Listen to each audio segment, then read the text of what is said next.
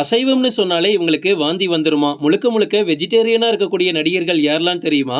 லிஸ்ட்ல நம்ம ஃபர்ஸ்ட் பார்க்க போறது அனிருத். உடல் தேகத்துல ஒரு படி கூட கூடிரவே கூடாது அப்படின்னு ரொம்ப ரொம்ப கவனமா இருக்கக்கூடிய அனிருத் கடுமையான உணவு பழக்கத்தை மேற்கொண்டுட்டு வராரு.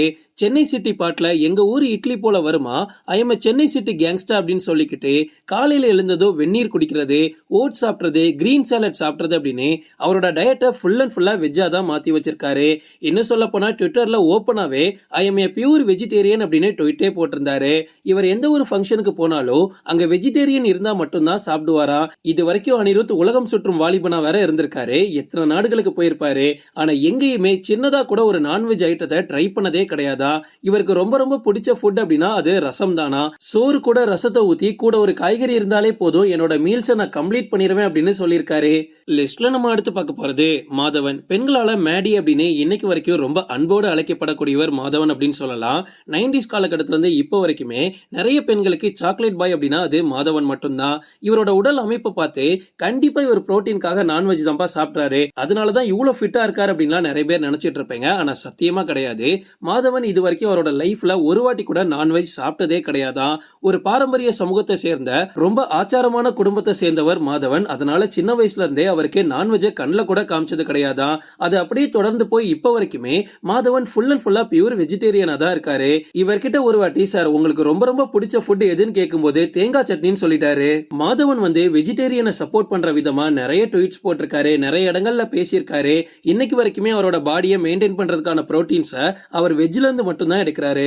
லிஸ்ட்ல நம்ம அடுத்து பார்க்க போறது சமந்தா. சின்ன வயசுல இருந்தே உடற்பயிற்சி, யோகா அப்படின்னு அவங்களோட உடம்ப சமந்தா ரொம்ப ரொம்ப பாதுகாத்துட்டு தான் வந்தாங்க. பட் அவங்களோட லைஃப்ல சில மோசமான சம்பவங்கள் நடந்துச்சு. அதன் மூலமா பயங்கர டிப்ரெஸ்ட் ஆனாங்க. அவங்களுக்கு அந்த டைம்ல கூட இருந்து பாத்துக்கிறதுக்கும் பெருசா யாருமே இல்ல. அவங்க ஃபுல் அண்ட் ஃபுல்லா அவங்களையே தனிமைப்படுத்திக்கிட்டாங்க.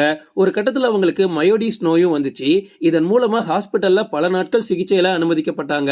சமந்தாக்கு டைவர்ஸ் ஆனதுக்கு அப்புறமா அவங்க உடல் ரீதியாவும் மன ரீதியாவும் எவ்வளவு பாதிக்கப்பட்டாங்கன்னு நமக்கு நல்லாவே தெரியும். அந்த டைம்ல தான் சமந்தா இனிமே நான் நான்வெஜ்ஜே சாப்பிட போறது இல்ல, ஃபுல் அண்ட் ஃபுல்லா வெஜிடேரியனா மாற போறேன் அப்படின்னு ஒரு முடிவு எடுத்திருக்காங்க.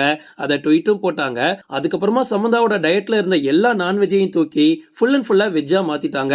லிஸ்ட்ல நம்ம அடுத்து பார்க்க போறது தமன்னா. கடுமையா ஒர்க் அவுட் பண்ணிட்டு இருக்காங்க. இப்போ முன்னாடி இருந்த தமன்னாக்கும் இப்ப இருந்த தமன்னாக்கும் எவ்வளவு டிஃபரன்ஸ்னு உங்களுக்கே தெரியும். மேடம் எப்படி மேடம் இந்த டிரான்ஸ்பர்மேஷன் அப்படின்லாம் கேட்கும்போது தமன்னா என்ன சொல்லிருக்காங்கன்னா, முன்னாடி நான் நான்வெஜ் அதிகமா சாப்பிடுவேன், இப்போ ஃபுல் அண்ட் ஃபுல்லா வெஜ்ஜுக்கு மாறிட்டேன், இனிமே நான் நான்வெஜ்ஜை தொட போறதும் கிடையாது அப்படின்னு சொல்லிட்டாங்க. லிஸ்ட்ல நம்ம அடுத்து பார்க்க போறது தனுஷ். தனுஷ் ஒரு மேடையிலேயே ஓப்பனா சொல்லியிருக்காரு, நான் ஒரு வெஜிடேரியன் அப்படின்னு.